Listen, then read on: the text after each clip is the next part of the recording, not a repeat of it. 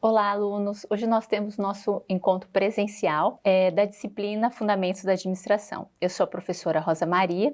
Nós já tivemos juntos por 4 módulos, 8 videoaulas, né? No primeiro módulo, nós tratamos das organizações e administração. Na unidade 1, tratamos dos conceitos iniciais, os papéis gerenciais, os níveis hierárquicos, estratégico, tático e operacional. Na unidade 2, as funções das empresas, os ambientes e a cultura organizacional. No módulo 2, nós tratamos da evolução do pensamento administrativo. Compreendemos como que aqueles conceitos iniciais evoluíram no decorrer do tempo. Já no módulo 3 e 4, tratamos dos processos administrativos. Planejar, organizar, dirigir e controlar. Nessa aula presencial, nós vamos continuar o nosso papo sobre gestão, que é tão importante, já que o sucesso de uma empresa geralmente depende muito mais da habilidade administrativa dos seus líderes do que a capacidade técnica deles. Então, vamos tratar sobre essa capacidade administrativa. Para o quê? Para que a empresa tenha sucesso, as organizações tenham sucessos. E para isso, eu escolhi, para o encontro presencial, o capítulo 19 do livro do Chiavenato, Administração da Ação Empresarial. Nesse capítulo, ele aborda as competências organizacionais, criação de valor e vantagens competitivas. Então, nós vamos voltar a falar de alguns conceitos importantes para que a organização tenha sucesso, consiga construir vantagens competitivas. Nós vamos ver o capítulo inteiro. São todos os tópicos, com exceção desses 3 que eu mencionei aqui embaixo, 19.3, 19.4 e 19.5. E por que nós não vamos tratar desses 3 pontos? Porque eles vão ser tratados na disciplina Planejamento Estratégico, que vocês vão ter mais adiante durante o curso. Esse slide eu preparei para vocês para ressaltar que a gestão ela é importante em todos os tipos de organização e ela sempre foi importante, né? Desde lá do Taylor, né, o pai da administração, até os dias de hoje, a gestão continua sendo fundamental para o sucesso das organizações, nas mais diversas áreas, desde uma indústria até uma prestação de serviço, como é o caso de uma fotografia, até negócios que necessitam de muita tecnologia da informação ou mesmo de um cemitério. Todos esses negócios precisam de gestão, por isso que é tão importante a formação que vocês estão recebendo no curso Tecnólogo em Processos Gerenciais, porque estamos formando futuros gestores. E gestores que vão precisar tratar das organizações em 3 níveis hierárquicos, como nós já tínhamos visto anteriormente, no estratégico, tático e operacional. Nós já vimos que para o gestor trabalhar em cada um desses níveis, ele precisa ter competências distintas. E por que ele precisa ter competências distintas? Porque ele precisa realizar atividades distintas. Veja, no nível institucional, no nível estratégico, é o local da empresa em que o gestor ele tem o maior contato com o ambiente, com o mercado. Ele precisa fazer a leitura do ambiente em que a empresa está inserida. Então ele tem que saber lidar com a incerteza, a imprevisibilidade do ambiente externo. A gente não consegue controlar as variáveis ambientais, conseguimos? A gente não consegue prever o tempo, nós não conseguimos prever o câmbio, nós não conseguimos prever possíveis pandemias mais adiante. São variáveis que fogem do nosso controle. E tudo isso que eu comentei para você, acabei de falar, não afeta as organizações de forma significativa?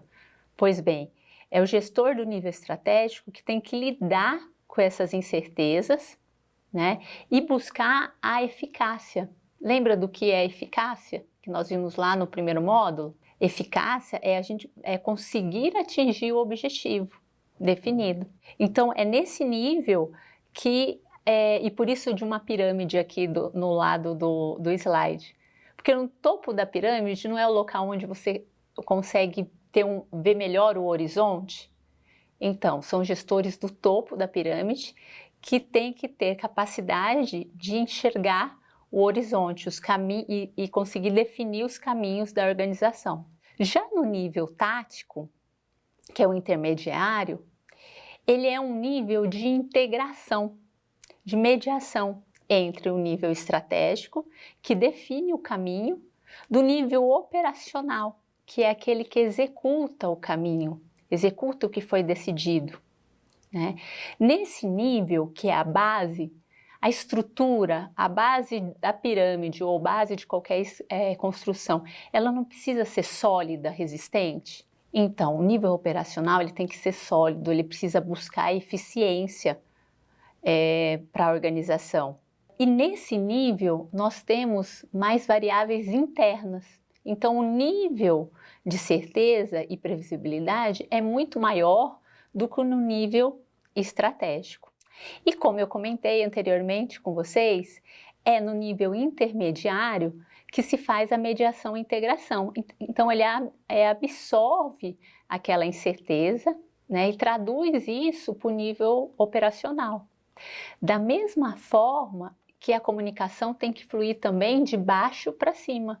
É o nível tático que leva para o nível estratégico as informações que o nível operacional possui do dia a dia, decorrente do dia a dia da atividade, o aprendizado que ele consegue desenvolver no dia a dia da atividade. Dado isso, pessoal, nós fizemos então essa revisão sobre os níveis organizacionais e como os gestores precisam de habilidades específicas para cada um dos níveis. Eu vou comentar com vocês quais são os nossos objetivos na aula de hoje. Bem, nós vamos explicar as competências organizacionais, então vamos ver os níveis de competências organizacionais e a sua importância para o sucesso empresarial. Analisar essa cascata de competências. Olha só, nós não vamos tratar só das competências gerenciais e individuais que nós vimos lá no primeiro módulo. Nós não vimos com esses nomes, mas nós tratamos delas.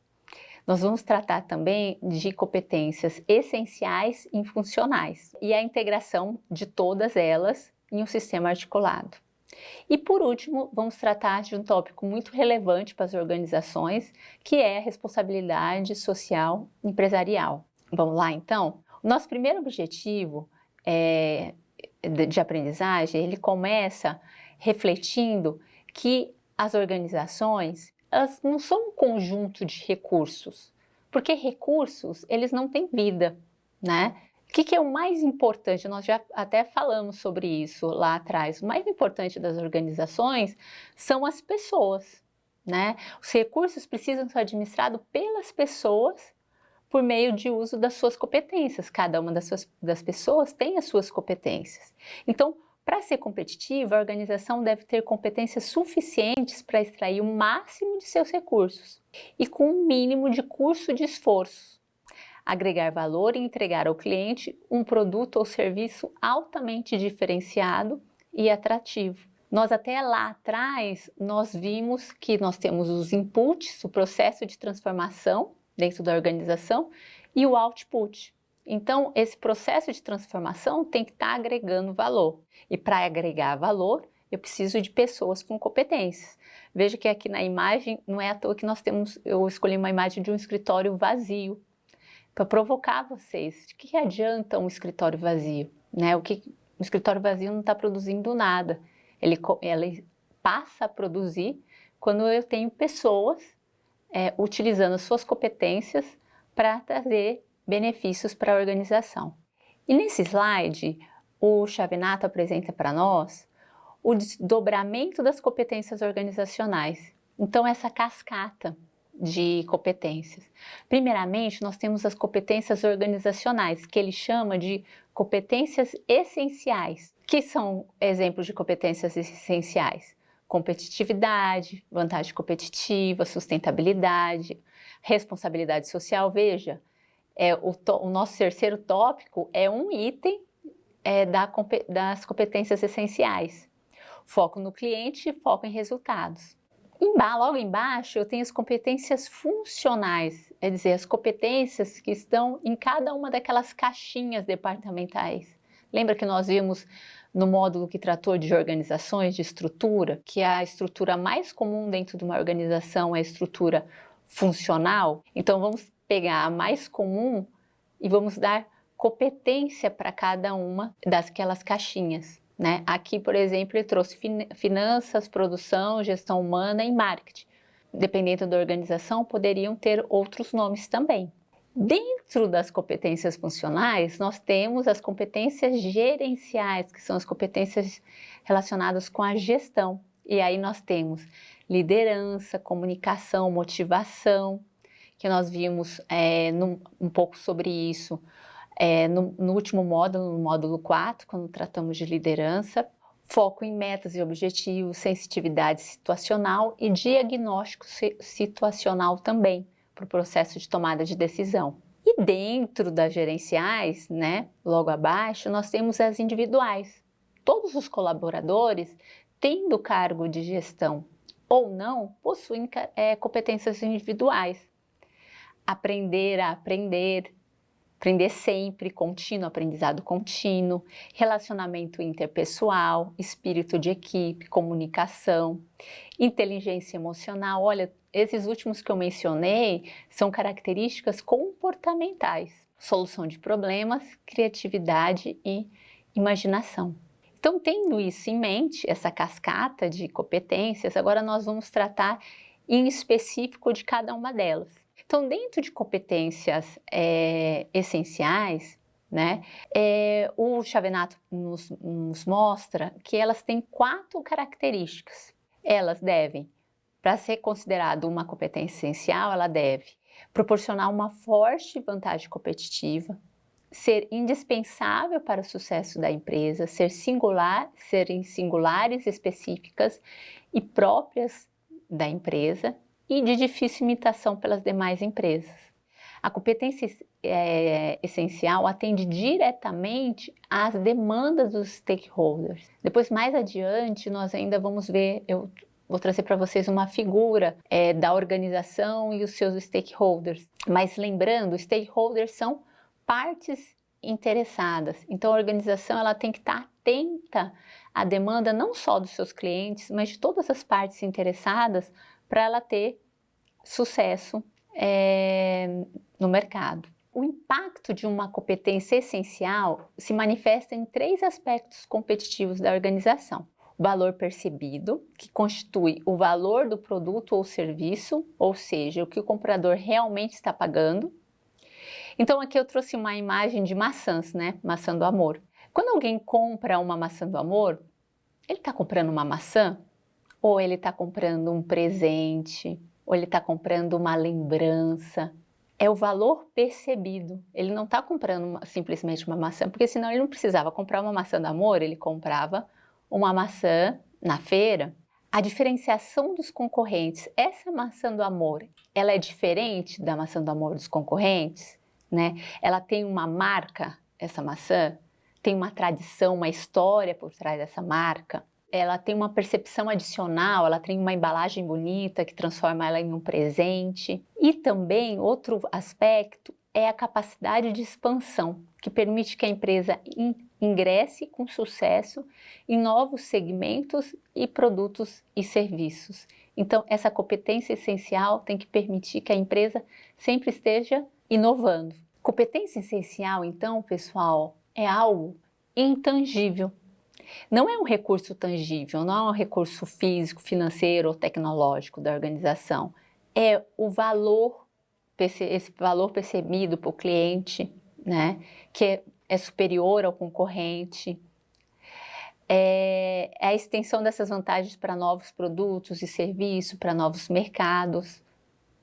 Então, significam ativos intangíveis, dinâmicos e inteligentes, que permitem à organização moldar de maneira especial o seu negócio e de maneira peculiar como trata o cliente e aborda o mercado. Então é o que diferencia ela das demais, né? Então, voltando ao exemplo da maçã do amor, né?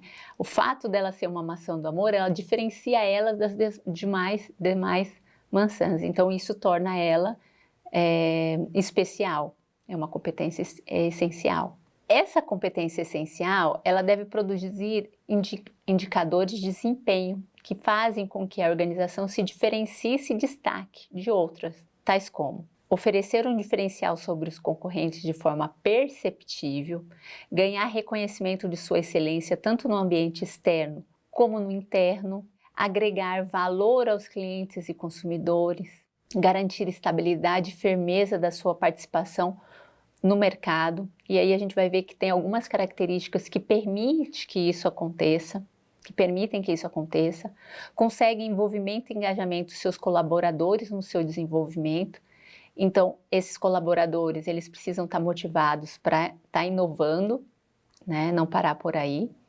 E para isso, a organização precisa ter processos internos interligados e altamente eficazes. E para identificar, então, competências essenciais de uma organização, é preciso utilizar 4 critérios de escolha. E aí eu trouxe alguns exemplos aqui para ajudar nós a entendermos o que são esses critérios. Então, ela precisa ter capacidades valiosas. Por exemplo, a Sony, o livro traz a Sony, que projeta, fabrica e comercializa tecnologia eletrônica em miniatura, eu vou falar desse jeito, tá? Então, em miniatura. Essa capacidade da Sony de desenvolver tecnologia eletrônica em miniatura faz com que ela se diferencie dos seus concorrentes. É uma capacidade valiosa no mercado. Cada vez nós queremos objetos menores, mais leves. Capacidades raras, por exemplo, a Dell, que vende diretamente aos seus clientes, dá-lhe maior eficiência do que os seus concorrentes. O fato dela vender diretamente traz uma capacidade rara no setor em que ela atua, e isso aproxima ela mais dos seus clientes. Outra capacidade é a difícil imitação. É quando isso é difícil de imitar. E quando que isso é difícil de imitar? Quando a organização possui condições únicas e exclusivas. Um exemplo disso é de cultura organizacional. Já aconteceu de vocês olharem para uma organização ou escutarem algum colega, algum amigo falar sobre a organização que trabalha, e você pensar, puxa, a cultura dessa organização é tão bacana, eu gostaria que a minha fosse assim também. Mas aí quando a gente começa a pensar, poxa, por que a minha não é assim? A gente não consegue achar a razão.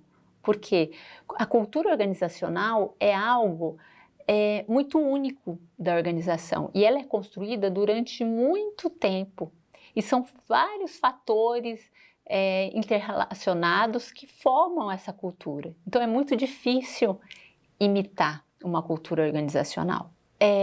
Porque o arranjo de imitação é dispendioso, é difícil, é complexo, né? E pode ser também caro realizar essa imitação. E tem o problema da complexidade social, que eu já mencionei anteriormente, quando eu falei da cultura. São tantas variáveis que formam uma cultura que a gente não consegue saber como. Não é uma receita de bolo. Para você ter uma cultura desenvolver uma cultura de inovação na sua organização, você precisa fazer isso, mais isso, mais isso. Não é assim. Depende do setor, depende do perfil dos seus colaboradores, em que estágio a organização se encontra, né? Então, é complexo socialmente. E aí eu trouxe o exemplo da Natura, né, que possui a visão de seu papel na sociedade, responsabilidade com os stakeholders, partes interessadas, e os seus compromissos com os funcionários. Muito de nós, quando lembramos de Natura, a gente lembra de responsabilidade socioambiental, dos prêmios que a Natura já recebeu na parte laboral, né, em relação aos seus colaboradores. Então, ela vem implantando isso há muito tempo e hoje ela é reconhecida. Muitas organizações tentam chegar a esse reconhecimento, mas é difícil imitar, né, exatamente, ter essa reputação exatamente igual. Então, pessoal, e aí aqui eu coloquei uma joia, por quê? Porque a competência essencial é como uma joia para uma organização. Ela é bonita, ela é importante e é difícil de você replicar ela exatamente igual. Às vezes fica parecido, mas ela não fica igual, porque é uma joia que tem um design exclusivo, ela foi cunhada à mão, e aí para fazer igualzinho É muito complicado. Agora, continuando a nossa caminhada, para que a organização possa reunir essas competências essenciais, ela precisa cultivar e desenvolver competências funcionais, que essas são espalhadas pelas diversas unidades organizacionais e devem agir em conjunto. Então, agora nós pulamos o degrauzinho, agora nós estamos falando de competências funcionais. E como que é o desdobramento dessas competências? Nós temos a competência do marketing, as competências de finanças, competências de produção, como nós vimos lá no módulo 2. Todas essas competências técnicas de cada uma das funções, é muito importante que elas sejam desenvolvidas dentro da organização. E aí vem a pergunta, quais as competências funcionais mais importantes? Aí, vamos lá, vamos seguir essa reflexão? Se a empresa possuir competências funcionais em marketing, por exemplo, ela estará apta a conquistar e manter clientes, certo? Mas ela precisa também de competências em produção e operações, para poder inserir características desejáveis em seu produto. E as competências em marketing dependem das competências em produção e operações. E essas dependem daquelas para que a empresa seja bem-sucedida. Então, uma depende da outra. Isso sem falar nas competências em finanças, em tecnologia, em talentos humanos, né? Então, não tem uma mais importante que a outra. Eu preciso de todas elas funcionando em harmonia para que a organização tenha sucesso. Em seguida, nós temos as competências gerenciais. As competências gerenciais são as competências administrativas relacionadas com o trabalho gerencial. Referem-se às que os administradores devem possuir para realizar o seu trabalho de equipe. Os papéis do administrador requerem o aprendizado constante e contínuo de competências e habilidades que mudam e se transportam ao passar do tempo. E é sempre necessário atualizar-se e manter-se conectado ao mundo.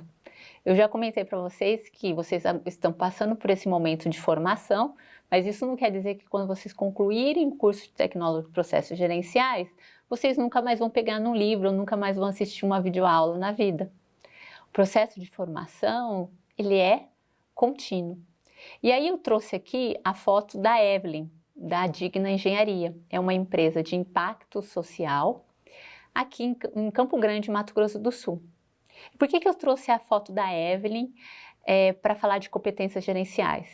Porque a Evelyn, ela é engenheira civil, no entanto, é uma gestora muito bem preparada, que sempre está buscando qualificação, né? Ela já passou por diversos processos de formação em incubadoras de negócios de impacto e ela tem uma preocupação muito grande, né, no planejamento, organização, controle e liderança no dia a dia do trabalho dela na Digna Engenharia. Então, fica aqui o exemplo da Evelyn como um exemplo de uma gestora que sempre está buscando se manter conectada ao mundo e acompanha as mudanças que estão acontecendo lá fora. Ela está olhando para o ambiente externo, mas sem esquecer do ambiente interno. Lembra que ela faz a gestão da obra. Na realidade, é uma pequena empresa, então ela não executa apenas o papel estratégico ou o papel operacional. Ela executa o estratégico, tático ou operacional. E o que acontece com a Evelyn é muito comum para todos, aliás, é o que acontece com todas os gestores de pequenas empresas. Eles estão, ao mesmo tempo, decidindo o rumo das organizações e executando o passo a passo, o dia a dia, para conseguir chegar nos seus objetivos. Bem, as competências gerenciais eu posso dividi-las em dois grupos. Competências relacionadas com pessoas, que aí o Chavenato traz para nós comunicações, né, competência relacionada com comunicação e com supervisão. E competências relacionadas com o trabalho, administração desse trabalho e raciocínio, tomada de decisão. Agora nós vamos passar para as competências individuais. Não basta ter pessoas na organização, é preciso contar com talentos humanos. Isso não é só uma frase bonita e de efeito, isso é verdade, pessoal, né? Entendendo que talento é uma pessoa muito especial, dotada de competência. Cada um de nós temos as nossas competências, né? Sendo que competência pessoal é um conjunto de conhecimentos, habilidades e atitudes pessoais aplicadas de maneira integrada e convergente em uma determinada atividade. As organizações em transformar pessoas em verdadeiros talentos por meio de uma multiplicidade de meios. Então, isso pode acontecer pelo estilo de gestão democrático e baseado na liderança, pela criação de um ambiente de trabalho que privilegie o aprendizado constante, crescimento profissional e as oportunidades para a realização daquilo que se aprendeu. As empresas estão partindo para a criação de universidades corporativas. Veja que realmente, quando a gente fala de criação de universidades corporativas, é que a empresa realmente está focada no aprendizado. E aí eu trouxe como exemplo o caso da Multicoisa, que tem a sua universidade. E a Multicoisa é uma empresa que hoje tem atuação em diversas partes do Brasil, mas que tem a sua origem, começou no nosso Mato Grosso do Sul, né? Então, por isso, fiz questão de trazer esse exemplo de casa.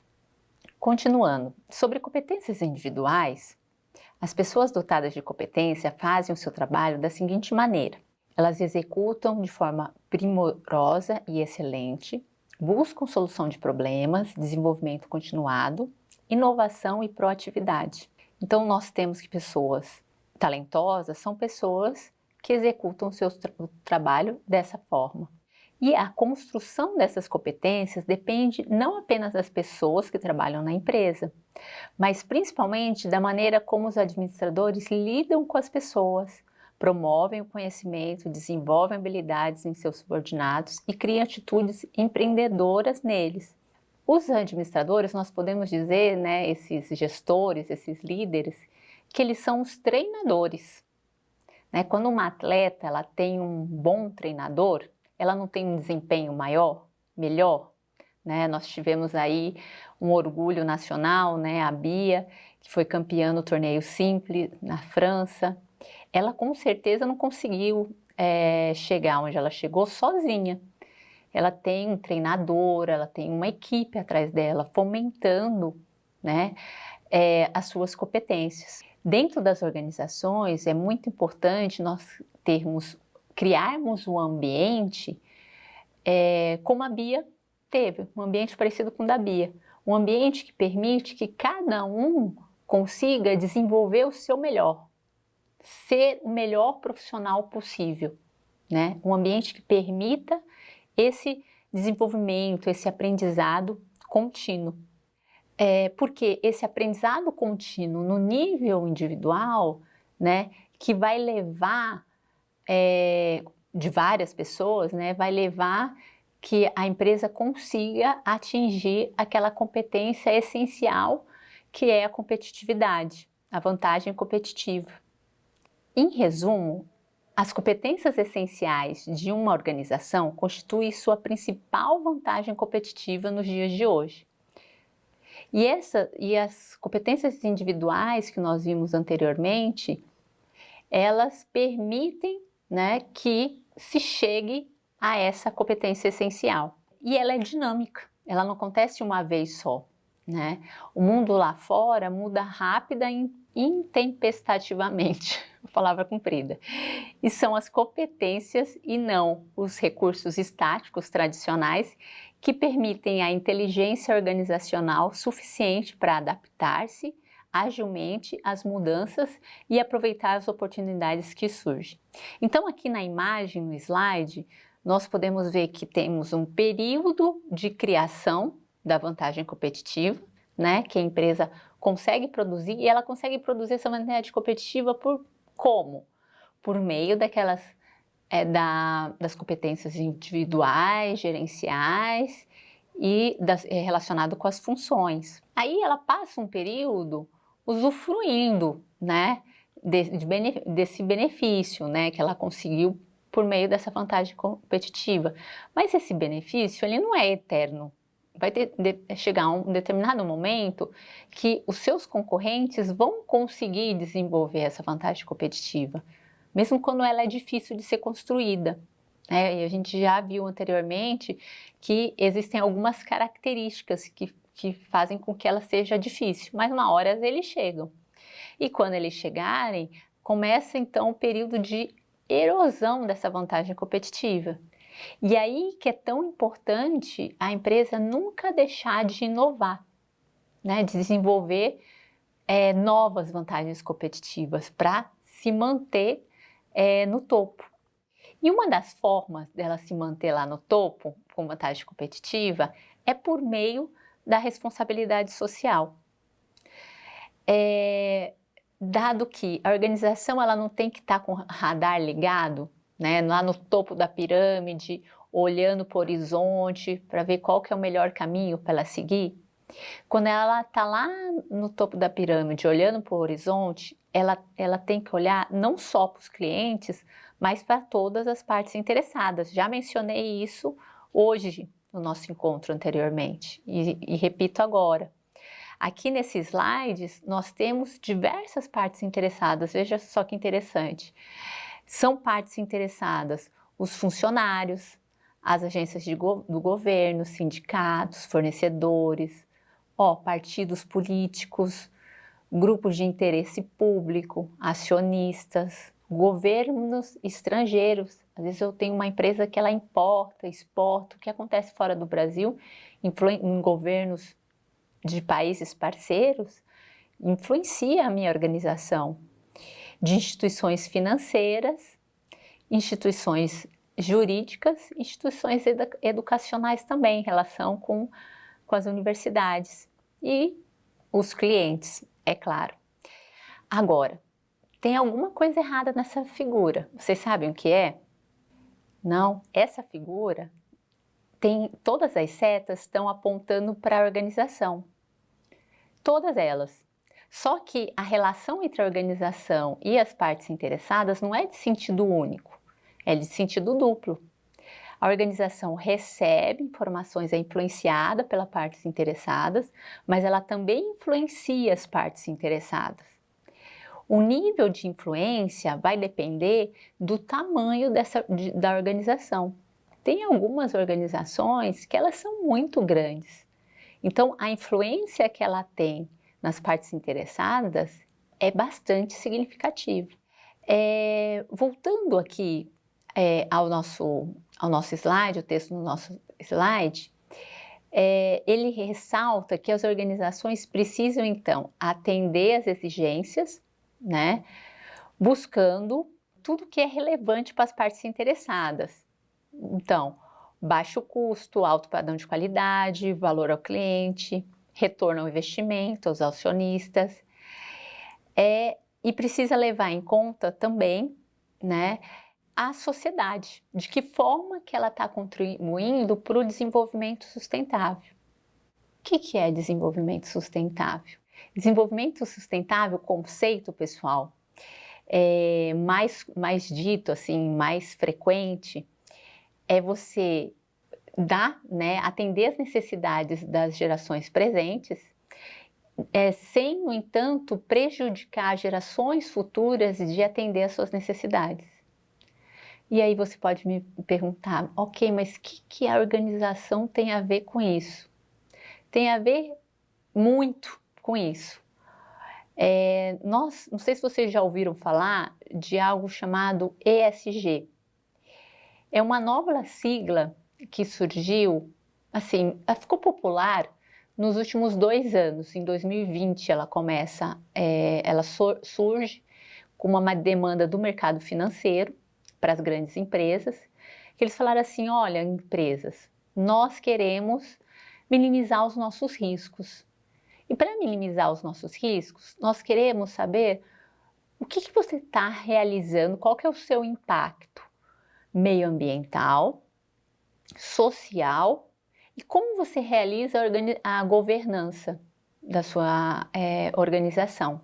Eu quero essas informações. Então, essa demanda no mercado financeiro fez com que as grandes empresas levantassem a anteninha e falassem, ó, a gente precisa não só entregar a qualidade, né, com baixo custo, mas também não prejudicar o meio ambiente, não trazer impacto social negativo e ter um sistema de governança transparente. Por quê? Porque senão a gente nós vamos ter dificuldade de receber investimento. Simples assim. Como as grandes empresas são as que puxam fila, com essa preocupação das grandes empresas em conseguir investimentos, as médias, as pequenas empresas também ganharam um incentivo a mais para se preocupar com essas questões. Se vocês entrarem no site do Sebrae, né, eles têm uma página que é Sebrae Sustentabilidade, vocês vão ver que até o Sebrae, que o foco é a pequena empresa, trabalha com a sigla ESG, uma sigla que surge no mercado financeiro para grandes organizações. E ela surge dentro de um contexto muito favorável. Essa plantinha do ESG, ela só floresceu, ela só conseguiu crescer porque ela caiu num solo fértil.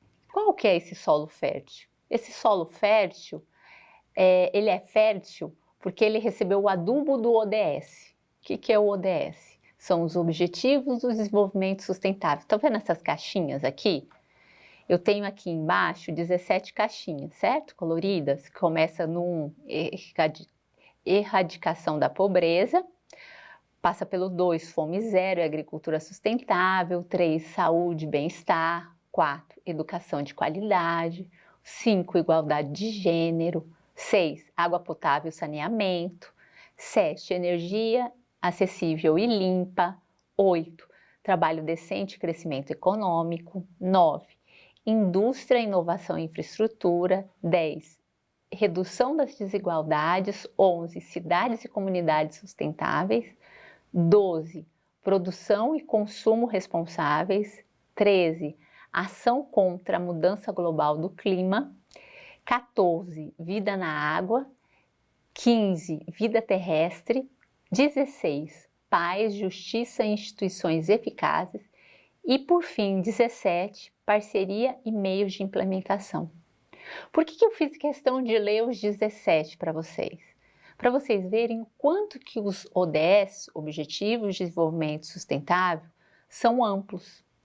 Esses ODS, eles surgem, né, eles são aprovados, né, eles não surgem do nada, eles foram trabalhados durante um período e ele é divulgado, né, junto na Agenda 2030 em 2015 pela ONU. Em um dos encontros da ONU, esse foi em Paris, em 2015. E os ODS, eles possuem metas, que são metas que não são apenas para os estados, os governos. Eles são para todos, são para empresas e até para nós, como indivíduos. Então, as empresas, elas são incentivadas pelos seus estados a aderirem aos ODS, não só pelos seus estados, mas também pelas suas indústrias, suas cadeias produtivas, pelos seus setores de atuação, a aderirem às metas, né, sensíveis ao seu negócio. Então, uma organização, a organização que você trabalha, olha para esses 17 ODS, imagine que ODS ela tem afinidade. Aí vai lá no IPEA, no documento onde estão as metas do Brasil em relação aos ODS. E vocês vão conseguir enxergar de que forma que a sua empresa pode contribuir para os ODS. Interessante, não? Então, essa relação entre empresa e o desenvolvimento sustentável, ela ganha força em 2015 com os ODS, porque antes dos ODS nós tínhamos os Objetivos do Milênio, que não eram 17, eram 8. São esses pequenininhos aqui em cima, que começa com que trata da pobreza, e termina com 8, que também trata da parceria. Mas vocês vão ver que são objetivos que eram mais centrados no papel do Estado.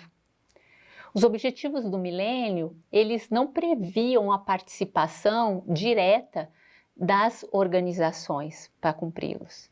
E esse deve ser um dos motivos com que fez que eles não tiveram tanto sucesso assim, eles precisaram ser substituídos por esses 17 que nós estamos enxergando aqui na tela. Então, veja, nesse cenário em que nós temos os ODS, né, que são vigentes até 2030, nós agora, em 2022, nós estamos no começo da chamada década de ação, que é a década em que realmente nós precisamos agir.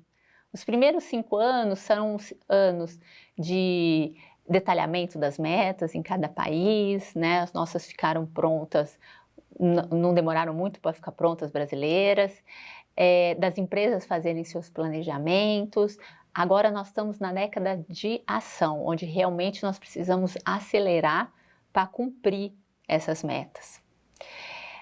Se vocês tiverem interesse, vocês podem buscar na internet. Nós temos no Brasil organizações que monitoram o cumprimento dessas metas a nível nacional. Bem, pessoal, esse material que eu organizei para vocês, para esse encontro presencial. Esse capítulo é um conteúdo adicional, mas relacionado com os 4 módulos que nós vimos durante a disciplina. Desejo para vocês muito sucesso e bons estudos.